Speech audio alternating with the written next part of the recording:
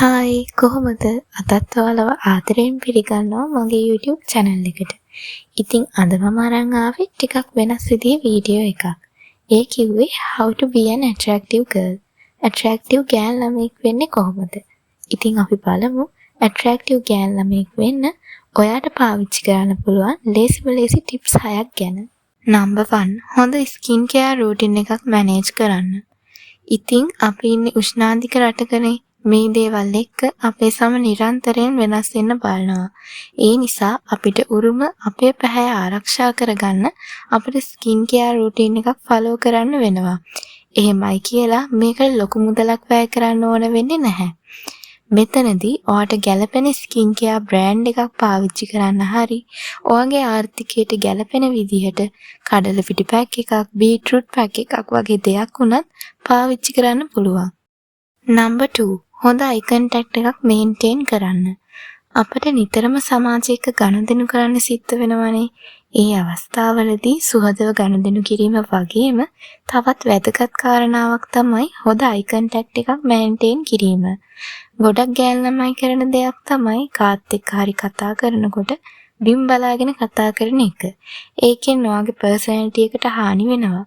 ඔයාට කතා කරන පුද්ගලයා එක්ක අයි කන්ටැක්ට් එකක් මේන්ටේන් කරන්න පුළුවන් කියන්නේ ඔයාගේ වැලියු එක වැඩි වෙනවා කියන එක. number 3 ඉන්ඩිපෙන්ඩන්ට් ගෑන් ළමෙක් වෙන්න. ගෑන් ළමෙක්ගේ වැලියු එක වැඩි කරගන්න පුළුවන් හොඳම විදිහක් තමයි මේක. ඔයා තවම පාසල් යන ගෑන් ළමෙක් නම් හොඳින් ඉගෙනීමේ වැඩ ටික කරන්න. වෙනත් කෙනෙක් නම් higher education skills develop කරගන්න. තමාගේ අවශ්‍යතාවයන්ට මුදල් තමා විසින්ම උපයා ගන්න. number 4 ඇඳුම් ගැන සැලකිලිමත් වෙන්න. ගෑන් ළමයි වුණාම ලස්සනට ෆැෂන් කරන්න ඕනේ. නමුත් තැනට හා තමාට සුදුසු විදියට. ඇඟේ හැඩය ඔප්නං වන හා අවස්ථාවට සුදුසු ඇඳුම් වෙනුවෙන් අවධානය දෙන්න. මෙතනදී ඔයාට තියෙන ඇඳුම් ප්‍රමාණය වැදගත් වෙන්නේ නැහැ.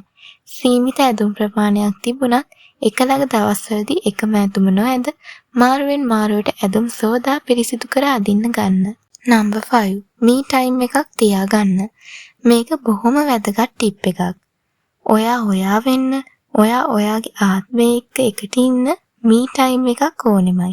මෙතනදී gardening, drawing වගේම traveling වගේ ඔයාගේ හිත කියන ආස කරන ඕනම දෙයක් ඔයාට කරන්න පුළුවන්. මේ දේවල් එක්ක ඔයාට ඔයාගේ talents පවා අතුර ගන්න පුළුවන් වෙනවා.